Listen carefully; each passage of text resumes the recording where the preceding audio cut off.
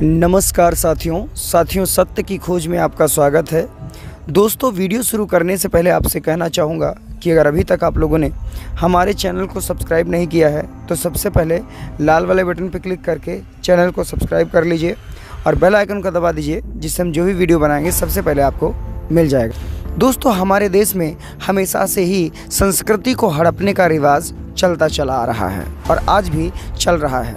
जहाँ पर तथागत बुद्ध के बुद्ध विहार या बुद्ध की मूर्तियाँ ज़मीन से निकलती हैं खुदाइयों में, तो उन पर ये ब्राह्मणवादी मनु के वंशज झट से पहुंच जाते हैं और बोलते हैं कहीं ये शंकर जी की तस्वीर है, कहीं ये भोलेनाथ की तस्वीर है, कहीं ये विष्णु की प्रतिमा है, कहीं ये ब्रह्मा की प्रतिमा है। जबकि सभी को पता है कि पूरा ही हिंदुइज्म जो है वो बुद्धिज़्म से कॉपी किया हुआ है। दोस्तों, तो वीडियो को बिल्कुल स्किप मत करिएगा। इस वीडियो के माध्यम से आज आप लोगों के सामने शंकर जी की तीसरी आँख का पर्दाफाश करने वाला हूँ। जो तीसरी आँख का कॉन्सेप्ट है ये कहाँ से आया और पूरी तरीके से कहाँ पर कॉपी पेस्ट किया गया है। ये तीसरी आँख का जो कॉन्सेप्ट है ये कहाँ से उठा करके पेस्ट किया हुआ है ये आप लोगों को बताने वाला हूँ। तो वीडियो को बिल्कुल स्किप मत करिएगा। तो आइए शुरू करते हैं।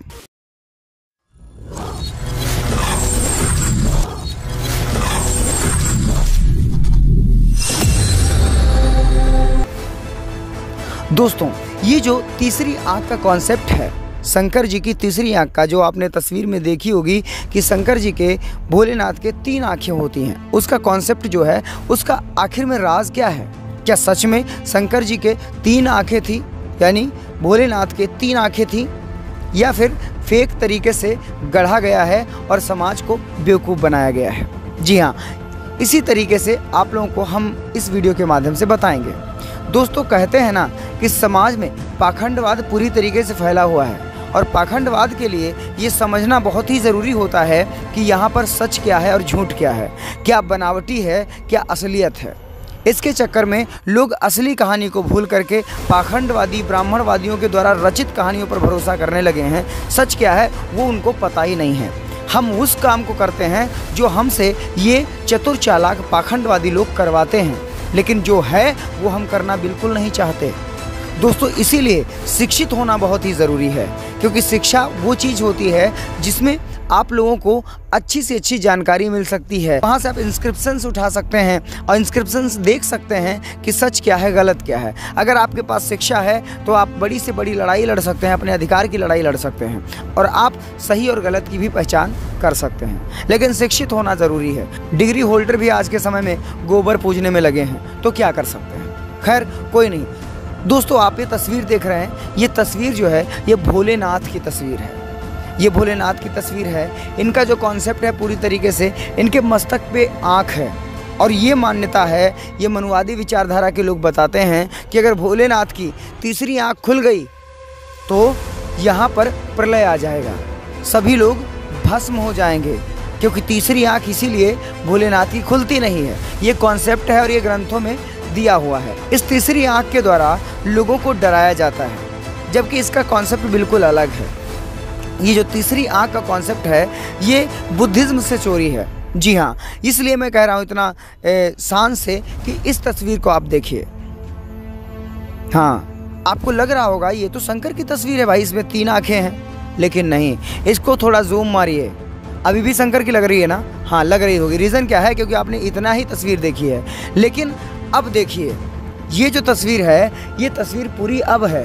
अब देखिए कि ये तस्वीर किसकी है, ये प्रतिमा किसकी है? क्या ये शंकर हैं? नहीं, इनके ढेर सारे हाथ हैं, इनके कई सर बने हुए हैं। सर के ऊपर देखिए आप, इनके कई सर हैं। ये असलियत में बोधिसत्व की मूर्तियाँ बनाई गई थी। यहाँ पर बुद्धिज़्म के मानने वाले कलाकारों ने यहाँ पर इन मूर्तियों को अपने मन से बनाया था। अब मन से बनाने का मतलब ये नहीं है कि किसी देवता का बनाया था, नहीं। यहाँ पर बोधिसत्व को दर्शाने के लिए, बोधिसत्व में क्वालिटीज़ को दर्शाने के लिए ये मूर्तियाँ बनाई जाती थी। हालांकि ऐसा होता नहीं था किसी के मस्तक पे आँख निकल आए या कुछ भी ऐसा। मस्तक पे आँख दर्शाने का मतलब ये है कि दिमाग की जो आँख होती है वो सबसे तेज़ होती है। दिमाग से जो विजुअलाइज हम कर सकते हैं वो खुली आँखों से विजुअलाइज नहीं कर सकते। दिमाग की आंखों से विजुअलाइज वो कर सकते हैं जो कभी हम सोच भी नहीं सकते, वो दिमाग की आंखों से विजुअलाइज कर सकते हैं।